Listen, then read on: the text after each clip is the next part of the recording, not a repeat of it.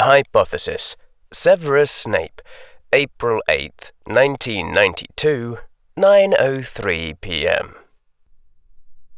Harry and Professor McGonagall now stood on the slowly turning stairs, turning without descending. Or at least one Harry stood upon those stairs. His other three selves had been left behind in the headmaster's office. "Can I ask you a private question?" Harry said, when he thought they were far enough away not to be heard. "And in particular, private from the headmaster." "Yes?" Professor McGonagall said, not quite sighing. "No, I hope you realise that I cannot do anything which conflicts with my duties to—" "Yes," Harry said. "That's exactly what I need to ask you about. In front of the Wizengamot, when Lucius Malfoy was saying that Hermione was no part of House Potter and that he wouldn't take the money, you told Hermione how to swear that oath. I want to know, if something like that comes up again, if your first duty is to the Hogwarts student, Hermione Granger, or to the head of the Order of the Phoenix, Albus Dumbledore." Professor McGonagall looked like someone had hit her in the face with a cast-iron frying pan a few minutes earlier, and now she'd been told that somebody was about to do it again, and not to flinch. Harry flinched a little himself. Somewhere along the line, he needed to pick up the knack of not phrasing things to hit as hard as he possibly could. The walls rotated around them, behind them, and somehow they descended. "Oh, Mr. Potter," Professor McGonagall said with a low exhalation. "I wish you wouldn't ask me such questions. Oh, Harry, I wasn't thinking then. Not at all. I only saw a chance to help Miss Granger and I was sorted into Gryffindor after all." "You've got a chance to think now," Harry said. It was all coming out wrong, but he had to say it anyway because... "I'm not asking you to be loyal to me, but if you do know, if you are sure, what you'll do if it comes down to an innocent Hogwarts student versus the Order of the Phoenix a second time?" But Professor McGonagall shook her head. "I'm not sure," the Transfiguration Professor whispered. "I don't know if it was the right choice even then. I'm sorry. I can't decide such awful things." "But you'll do something if it happens again," Harry said. "Indecision is also a choice. You can't just imagine having to make an immediate decision." "No," Professor McGonagall said, sounding a little stronger, and Harry realized that he'd accidentally offered a way out. The professor's next words confirmed Harry's fears. "Such a dreadful choice as that, Mr. Potter. I think I should not make it until I must." Harry gave an internal sigh. He supposed he had no right to expect Professor McGonagall to say anything else. In a moral dilemma where you lost something either way, making the choice would feel bad either way. So you could temporarily save yourself a little mental pain by refusing to decide. At the cost of not being able to plan anything in advance, and at the cost of incurring a huge bias toward inaction or waiting until too late. But you couldn't expect a witch to know all that. "All right," Harry said, though it wasn't right at all. Not really. Dumbledore might want the debt removed. Professor Quirrell would also want Harry out of that debt. And if the defense professor was David Munro, or could convincingly appear to be David Munro, then Lord Voldemort technically hadn't exterminated the House of Munro, in which case somebody might be able to pass a Wizengamot resolution revoking the noble status of House Potter, which had been granted for avenging the most ancient House of Munro. In which case, Hermione's vow of service to a noble house might be null and void. Or maybe not. Harry didn't know anything about the legalities, especially not whether House Potter got the money back if someone managed to send Hermione to Azkaban. Just because you lost something might not mean the payment was returned, legally speaking. Harry wasn't sure, and he didn't dare ask a magical solicitor. It would have been nice to be able to trust at least one adult to take Hermione's side instead of Dumbledore's, if an issue like that threatened to come up. The stairs they were upon ceased rotating, and they were before the backs of the great stone gargoyles which rumbled aside, revealing the hallway. Harry stepped out. A hand caught at Harry's shoulder. "Mr. Potter," Professor McGonagall said in a low voice. "Why did you tell me to keep watch over Professor Snape?" Harry turned around again. "You told me to keep watch and see if he'd changed." Professor McGonagall went on, her tone urgent. "Why did you say that, Mr. Potter?" It took a moment at this point for Harry to think back and remember why he had said that. Harry and Neville had rescued Lestat Lestrange from bullies, and then Harry had confronted Severus in the hallway and, at least according to the potions master's own words, almost died. "I learned something that made me worry," Harry said after a moment. "From someone who made me promise not to tell anyone else." Severus had made Harry swear that their conversations wouldn't be shared with anyone, and Harry was still bound by it. "Mr. Potter," began Professor McGonagall, and then exhaled, the flash of sharpness disappearing as quickly as it had come. "Never mind. If you cannot say, you cannot say." "Why do you ask?" Harry said. Professor McGonagall seemed to hesitate. "All right, let me be more specific," Harry said.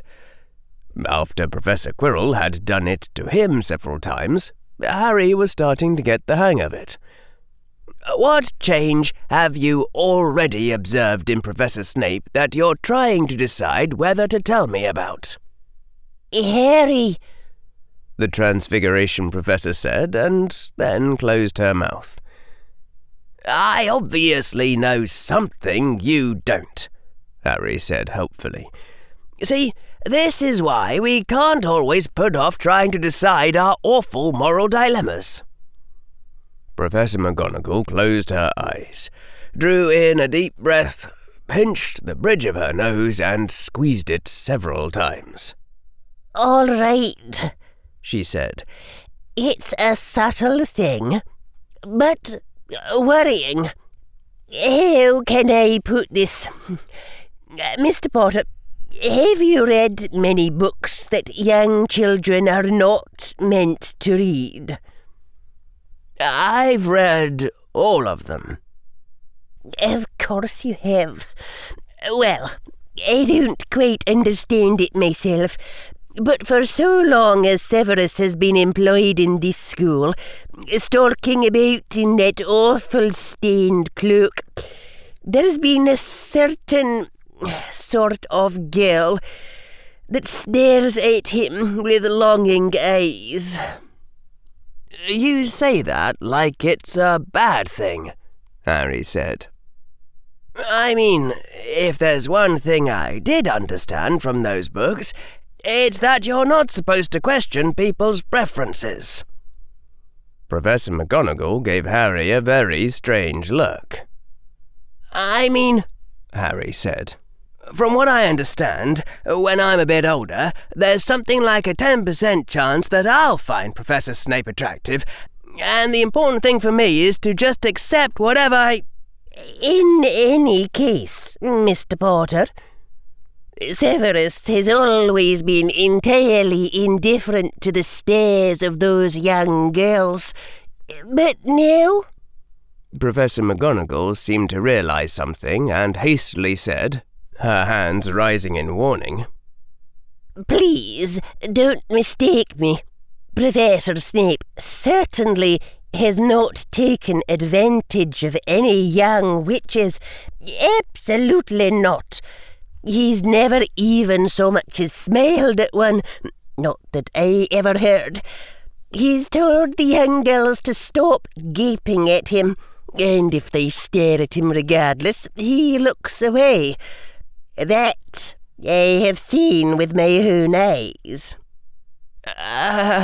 Harry said. Sorry, but just because I've read those books doesn't mean I understood them. What does all that mean? That he is noticing, Professor McGonagall said in a low voice. It is a subtle thing, but now that I've seen it, I am certain. And that means, I'm very much afraid, that the bond which held Severus to Albus's cause may have weakened or even broken. 2 + 2 equals? Snape and Dumbledore? Then Harry heard the words that had just come out of his mouth and hastily added, not that there's anything wrong with that. No, said Professor McGonagall. Oh, for pity's sake, I can't explain it to you, Mr. Potter. The other shoe finally dropped. He was still in love with my mother? This seemed somewhere between beautifully sad and pathetic for around 5 seconds before the third shoe dropped. Of course, that was before I gave him my helpful relationship advice. I see, Harry said carefully after a few moments. There were times when saying, oops, didn't fully cover it. You're right, that's not a good sign. Professor McGonagall put both hands over her face. Whatever you're thinking right now, she said in a slightly muffled voice, which I assure you is also wrong, I don't want to hear about it. Ever. So, Harry said, if, like you said, the bond that held Professor Snape to the headmaster has broken, what would he do then? There was a long silence. What would he do then? Minerva lowered her hands, gazing down at the upturned face of the boy who lived. One simple question shouldn't have caused her so much dismay. She had known Severus for years, the two of them bound in some strange way by the prophecy they'd both heard, though Minerva suspected, from what she knew of the rules of prophecy, that she had only overheard it herself. It had been Severus's act which had brought about the prophecy's fulfillment, and the guilt, the heartbreak which had come of that choice, had been tormenting the potions master for years. She couldn't imagine who Severus would be without it. Her mind went blank trying to imagine, her thoughts an empty parchment. Surely Severus was no longer the man he'd once been, that angry and terribly foolish young man who'd brought the prophecy before Voldemort in exchange for being admitted into the Death Eaters. She had known him for years, and surely Severus was no longer that man. Did she really know him at all? Had anyone ever seen the real Severus Snape? I don't know, Professor McGonagall finally said. I truly don't know at all. I can't even imagine. Do you know anything of this, Mr. Potter? Said Harry. I think I can say that my own evidence points in the same direction as yours. It increases the probability that Professor Snape isn't in love with my mother anymore. Professor McGonagall closed her eyes. I give up. I don't know of anything wrong he's done apart from that, though, Harry added. I assume the headmaster cleared you to ask me about this. Professor McGonagall looked away from him, staring at the wall. Please, don't, Harry. All right, Harry said, and turned and hurried out into the hallways, hearing Professor McGonagall more slowly walking after, and the rumbling sound of the gargoyles moving into place. It was the morning after next, during potions class, that Harry's potion of cold resistance boiled over his cauldron with a green, frothy and mildly nauseating smell, and Professor Snape, looking more resigned than disgusted, told Harry to stay after class. Harry had his own suspicions about this affair, and as soon as class let out, Hermione, as usual for the last few days, being the first to flee out the door swung shut and locked behind the departing students. I apologize for ruining your potion, Mr. Potter, Severus Snape said quietly. There was upon his face the strange, sad look that Harry had seen only once before, in a hallway some time ago. It will not be reflected in your grades. Please sit down. Harry sat back down at his desk, filling up the time by scrubbing a bit more at the green stain on the wooden surface, as the potions master incanted a few privacy spells. When the potions master was done, he spoke again. I do not know how to broach this topic, Mr. Potter, so I will simply say it. Before the Dementor, you recovered your memory of the night your parents died? Harry silently nodded.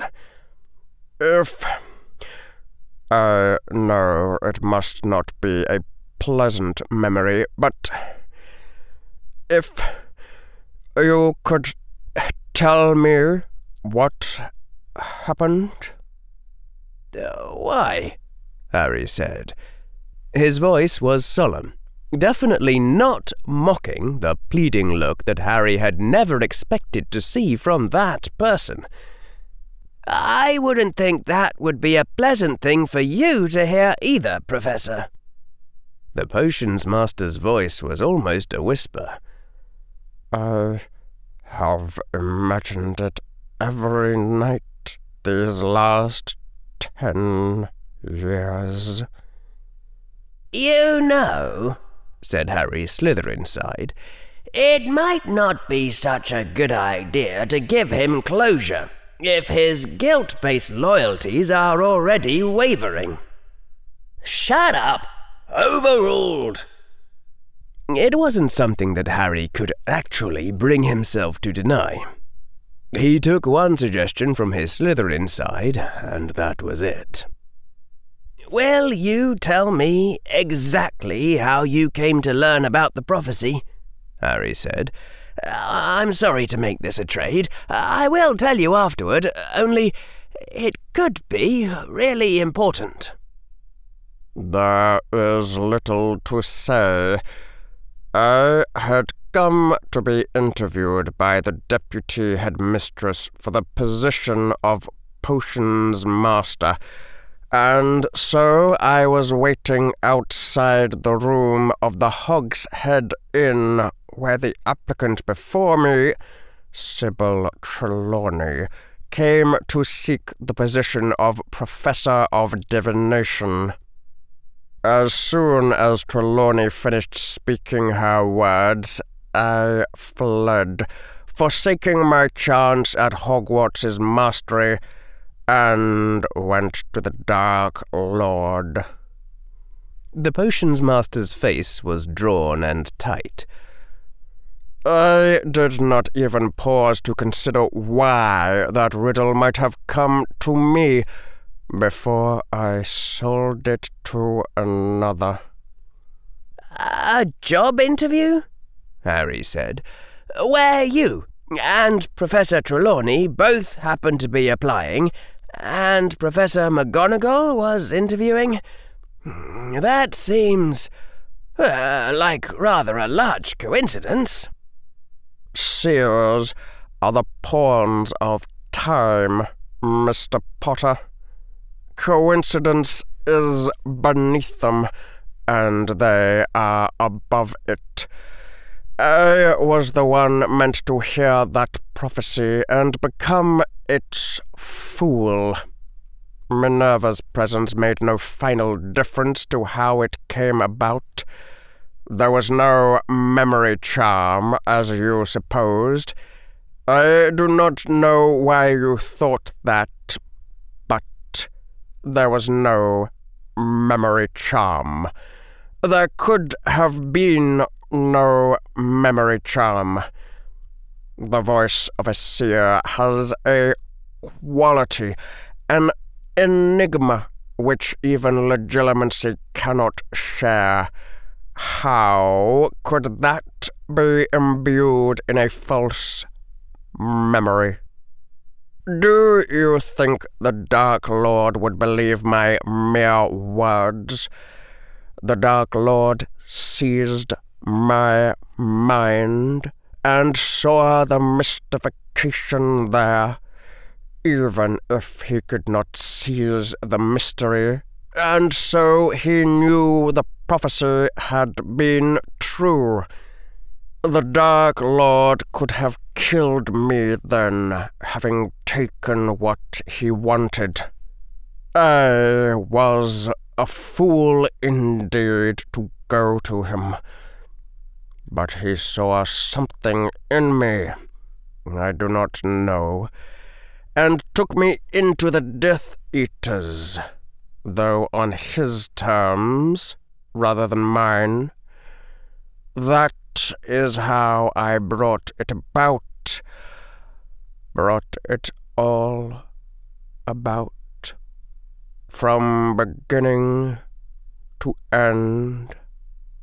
Always my own doing." Severus's voice had gone rather hoarse, and his face was filled with naked pain.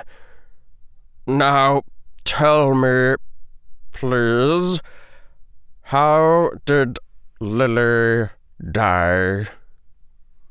Harry swallowed twice and began his recounting.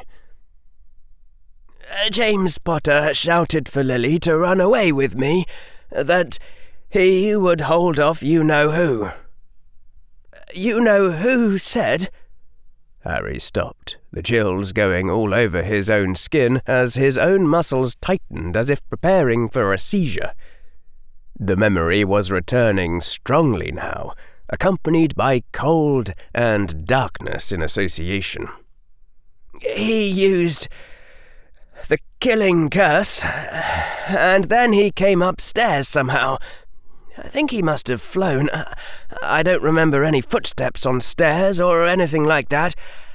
And then my mother said, 'No, not Harry. Please, not Harry.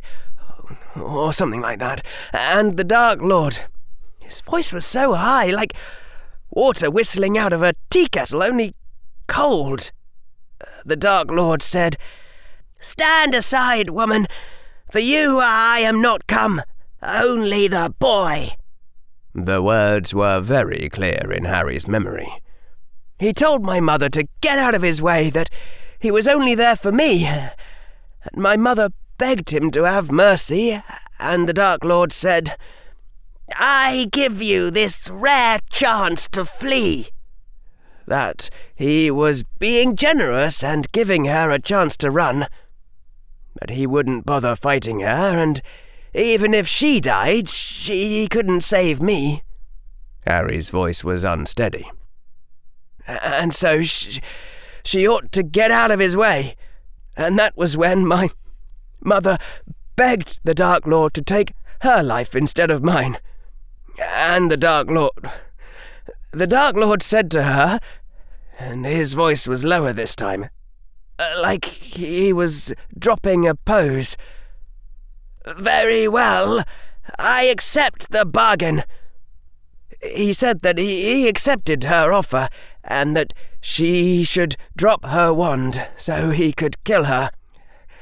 And then the Dark Lord waited. Just waited. I don't know what Lily Potter was thinking. It hadn't even made sense in the first place, what she said. It wasn't like the Dark Lord would kill her and then just leave when he'd come there for me. Lily Potter didn't say anything, and then the Dark Lord started laughing at her. It was horrible, and she finally tried the only thing left that wasn't abandoning me or just giving up and dying. I don't know if she even could have, if the spell would have worked for her. But when you think about it, she had to try. The last thing my mother said was, "Evadaka," but the Dark Lord started his own curse as soon as she said "Av," and he said it in less than half a second, and there was a flash of green light, and then...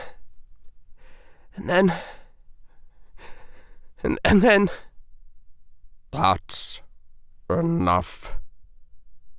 Slowly, like a body floating to the surface of water, Harry returned from wherever he'd been. That's enough, the potions master said hoarsely. She died? Lily died without pain, then? The Dark Lord did not do anything to her before she died? She died thinking that she had failed, and that the Dark Lord was going to kill her baby next. That's pain. The Dark Lord didn't torture her, Harry said, if that's what you're asking. Behind Harry, the door unlocked itself and swung open. Harry left. It was Friday, April 10th of 1992.